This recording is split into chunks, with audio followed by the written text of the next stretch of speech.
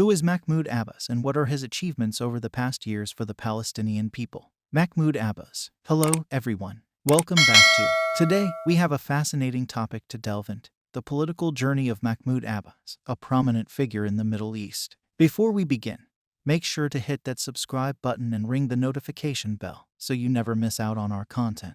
Now, let's get started. Mahmoud Abbas, also known as Abu Mazen, was born on March 26, 1935, in Safed, British Mandate, Palestine. Raised in a politically turbulent region, Abbas' early life was marked by the events leading up to the establishment of the State of Israel in 1948.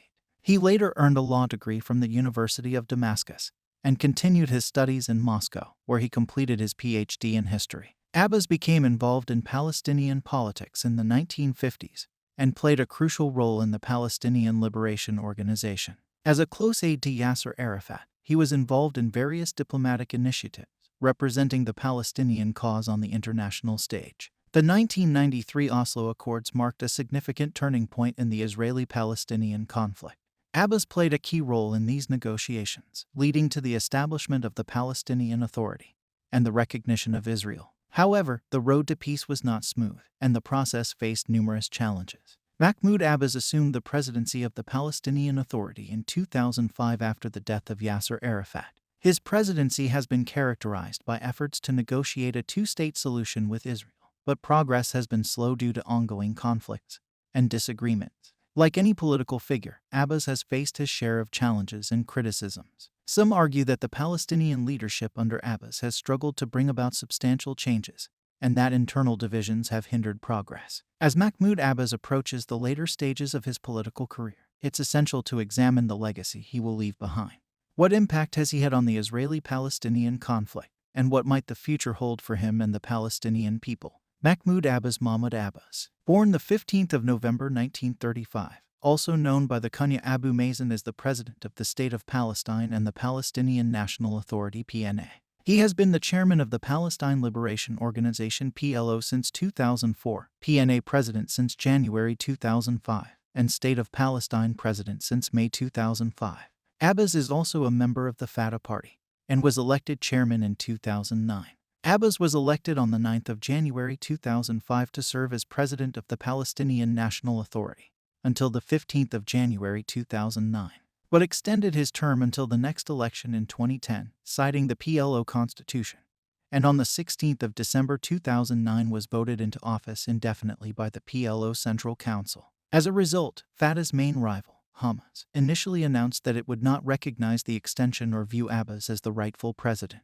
Nonetheless, Abbas is internationally recognized in his position, and Hamas and Fatah conducted numerous negotiations in the following years, leading to an agreement in April 2014 for a unity government which lasted until October 2016, and to the recognition of his office by Hamas. Abbas was also chosen as the president of the State of Palestine by the PLO Central Council on the 23rd of November 2008, a position he had held unofficially since the 8th of May 2005. Abbas served as the first prime minister of the Palestinian Authority from March to September 2003. Before being named prime minister, Abbas led the PLO Negotiations Affairs Department.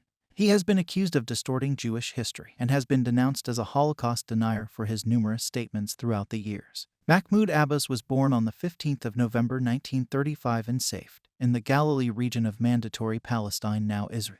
His family fled to Syria during the 1948 Palestine War. Before going to Egypt, Abbas graduated from the University of Damascus, where he studied law. Abbas later entered graduate studies at the Patris Lumumba University in Moscow, where he earned a Candidate of Sciences degree, the Soviet equivalent of a PhD. His doctoral dissertation was The Other Side: The Secret Relationship Between Nazism and Zionism. He is married to Mahmoud Abbas, and together they had 3 sons. The eldest, Mazen Abbas, ran a building company in Doha and died in Qatar of a heart attack in 2002 at the age of 42. The kunya of Abu Mazen means father of Mazen. Their second son is Yasser Abbas, a Canadian businessman who was named after former PA leader Yasser Arafat. The youngest son is Tarek, a business executive. Abbas has 8 grandchildren, 6 of whom are part of the Seeds of Peace initiative, bringing them in touch with young Israelis. In the mid-1950s, Abbas became heavily involved in underground Palestinian politics, joining a number of exiled Palestinians in Qatar, where he was director of personnel in the Emirates Civil Service. While there in 1961, he was recruited to become a member of Fatah, founded by Yasser Arafat and 5 other Palestinians in Kuwait in the late 1950s. At the time, Arafat was establishing the groundwork of Fatah by enlisting wealthy Palestinians in Qatar, Kuwait, and other Gulf states. According to Abu Dayyad, part of the funds raised by Abbas were used, without the latter's knowledge, to implement the 1972 Munich massacre. He was among the first members of Fatah to call for talks with moderate Israelis, doing so in 1977. In a 2012 interview, he recalled, "Because we took up arms, we were in a position to put them down with credibility." Abbas has performed diplomatic duties, presenting a moderating contrast to the PLO's revolutionary policies. Abbas was the first PLO official to visit Saudi Arabia after the Gulf War in January 1993 to mend fences with the Gulf countries after the PLO's support of Iraq during the Persian Gulf War strained relations. In the Oslo I Accord, Abbas was the signatory for the PLO on the 13th of September 1993. He published a memoir, Through Secret Channels, The Road to Oslo 1995. In 1995, he and Israeli negotiator Yossi Beilin wrote the Beilin-Abu Mazen Agreement, which was meant to be the framework for a future Israeli-Palestinian peace deal. It emerged in September 2016 that Abbas may have once worked for the KGB as early as 1985 in Damascus, according to a document uncovered in the Mitrokhin archive, where he is registered as Agent Krodov. Palestinian officials replied that at the time in question, the PLO collaborated with Moscow, and that Abbas was their liaison man in the Palestinian-Soviet Friendship Foundation. By early 2003, as Israel and the United States refused to negotiate with Yasser Arafat, it was thought that Abbas would be a candidate for the kind of leadership role envisaged by both countries. As one of the few remaining founding members of Fatah, he had some degree of credibility within the Palestinian cause, and his candidacy was bolstered by the fact that other high-profile Palestinians were for various reasons not suitable. The most notable, Marwan Barghouti, was a prisoner in Israeli jail after having been convicted on charges of being responsible for multiple murders by an Israeli court. Abbas's reputation as a pragmatist garnered him favor with the West and some members of the Palestinian legislature. Under international pressure, on the 19th of March 2003, Arafat appointed Abbas Prime Minister of the Palestinian National Authority. According to Gilbert Achcar, the United States imposed Abbas on Arafat, the democratically elected leader, though the majority of Palestinians thought of the former as a quisling. A struggle for power between Arafat and Abbas ensued. Abbas's term as prime minister was characterized by numerous conflicts between him and Arafat over the distribution of power. The United States and Israel accused Arafat of undermining Abbas and his government. Abbas hinted he would resign if not given more control over the administration. In early September 2003, he confronted the Palestinian parliament over this issue. Abbas came into conflict with Palestinian militant groups, notably the Palestinian Islamic Jihad movement, and Hamas because his pragmatic policies were opposed to their hardline approach. Initially, he pledged not to use force against the militants in the interest of avoiding a civil war, and attempted negotiation. This was partially successful, resulting in a pledge from the two groups to honor a unilateral Palestinian ceasefire. However, continuing violence and Israeli-targeted killings of known leaders forced Abbas to pledge a crackdown in order to uphold the Palestinian Authority's side of the roadmap for peace. This led to a power struggle with Arafat over control of the Palestinian security services. Arafat refused to release control to Abbas, thus preventing him from using them on the militants. Abbas resigned as prime minister on the 6th of September 2003, citing lack of support from Israel and the United States as well as internal incitement against his government. After Yasser Arafat's death, Abbas was seen, at least by Fatah, as his natural successor. On the 25th of November 2004, Abbas was endorsed by Fatah's Revolutionary Council as its preferred candidate for the presidential election, scheduled for the 9th of January 2005. On the 14th of December, Abbas called for an end to violence in the Second Intifada and a return to peaceful resistance. Abbas told the Asharq al-Awsat newspaper that the use of arms has been damaging and should end. However, he refused, or was not able, to disarm Palestinian militants and use force against groups designated as terrorist organizations. With Israeli forces arresting and restricting the movement of other candidates, Hamas's boycott of the election, and his campaign being given 94% of the Palestinian electoral campaign coverage on TV, Abbas's election was virtually ensured, and on the 9th of January Abbas was elected with 63% of the vote as president of the Palestinian National Authority. In his speech, he addressed a crowd of supporters chanting "A million shahads," stating, "I present this victory to the soul of Yasser Arafat and present it to our people, to our martyrs, and to 11,000 prisoners." He also called for Palestinian groups to end the use of arms against Israelis. The Palestinian Authority is a governing body that has overseen parts of the Israeli-occupied West Bank since the mid-1990s. Its creation was supposed to pave the way to an independent Palestinian state, but today it is considered to have little real power and is operating under the control of the Israeli military. The PA is dominated by Fatah, a secular political party founded by diaspora Palestinians after the 1948 Nakba. Arafat remained president until his death in 2004. Abbas succeeded him as chairman of the PLO and was elected president of the PA in 2005. Elections for the PLC were held in 2006, and Hamas won a surprise victory over Fatah. Hamas and Fatah eventually formed a coalition government, with Hamas legislator Ismail Haniyeh as prime minister, but violence between their forces escalated in the Gaza Strip. After a week of fighting, Hamas forces defeated Fatah forces and took control of the Gaza Strip, which led Abbas to dismiss Haniyeh and the Hamas-led government and declare a state of emergency in June 2007. Fatah and Hamas made several attempts at reconciliation throughout. On the 13th of January, Palestinians from the Al-Aqsa Martyrs Brigades, Hamas, and the Popular. On the 8th of February 2005, Abbas met with Israeli Prime Minister Ariel Sharon at the Sharm el-Sheikh summit to end the Second Intifada, and they both reaffirmed their commitment to the roadmap for peace process. Sharon also agreed to release 900 Palestinian prisoners of the 7,500 being held at the time, and to withdraw from West Bank towns. On the 9th of August 2005, Abbas announced that legislative elections, originally scheduled for the 17th of July 2005, would take place in January 2006. On the 20th of August, he set the elections for the 25th of January. On the 15th of January 2006, Abbas declared that, despite unrest in Gaza, he would not change the election date unless Israel were to prevent Palestinians in East Jerusalem from voting.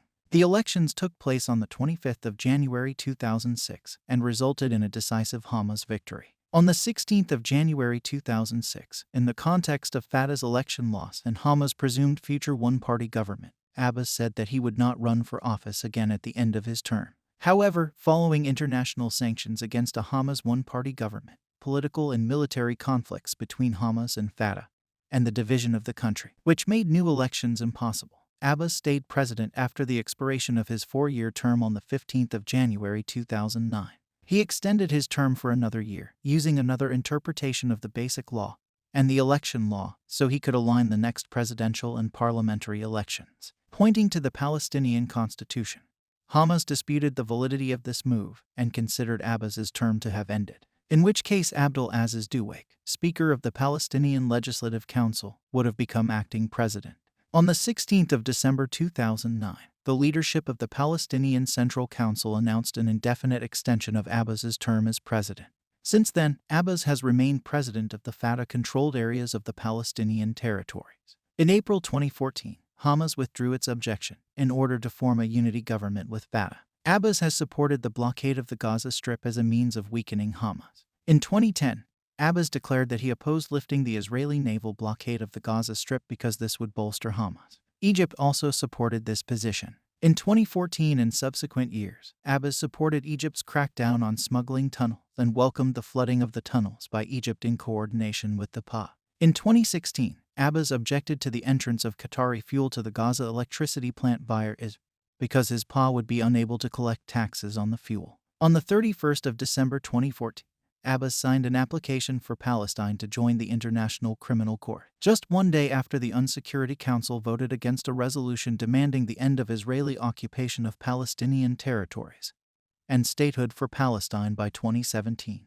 The threat of joining the ICC and suing Israel for war crimes had been considered by Palestinian officials for years prior, but the move was seen as a diplomatic last resort. The decision came as Abbas' administration dealt with allegations of corruption and mismanagement, potential political challenges from rival parties and other Fatah members, and low approval ratings. On the 22nd of August 2015, Abbas announced his resignation as chairman of the executive committee of the PLO and subsequently called for an emergency meeting of the PNC to hold an election. The announcement drew criticisms and speculation as to his motives. His proposed special session of the PNC was postponed indefinitely, and he remains acting chairman of the PLC as of October 2023. In 2021, local elections in Palestine were held amidst a rift between Abbas and Hamas. This was after he had indefinitely postponed the presidential election and parliamentary elections. During the 2023 Israel-Hamas war, Abbas rejected practices of killing civilians or abusing them on both sides because they contravene morals, religion, and international law. In 2012, Abbas floated the idea of accepting a two-state solution which outlined Palestine as existing within the 1967 borders with a capital in East Jerusalem.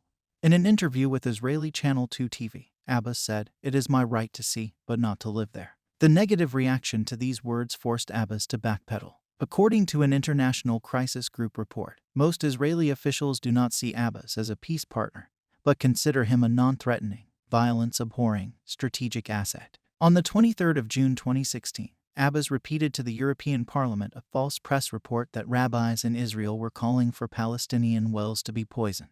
Abbas retracted the statement the following day, acknowledging that the claim was not true and stating that he didn't intend to do harm to Judaism or to offend Jewish people around the world. Israel's Prime Minister Benjamin Netanyahu said Abbas's statement spread a blood libel. On the 25th of May 2006, Abbas gave Hamas a 10-day deadline to accept the 1967 ceasefire line.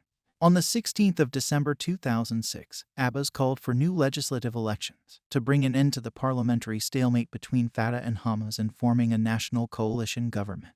On the 17th of March 2007, a unity government was formed incorporating members of both Hamas and Fatah, with Ismail Haniyeh as prime minister and independent politicians taking many key portfolios. On the 14th of June 2007, Abbas dissolved the Hamas-led unity government of Haniyeh, declared a state of emergency, and appointed Salam Fayyad in his place. This followed action by Hamas armed forces to take control of Palestinian Authority positions controlled by Fatah militias. The appointment of Fayyad to replace Haniyeh has been challenged as illegal because under the Palestinian Basic Law, the president may dismiss a sitting prime minister, but may not appoint a replacement without the approval of the Palestinian Legislative Council. According to the law, until a new prime minister is thus appointed, the outgoing prime minister heads a caretaker government.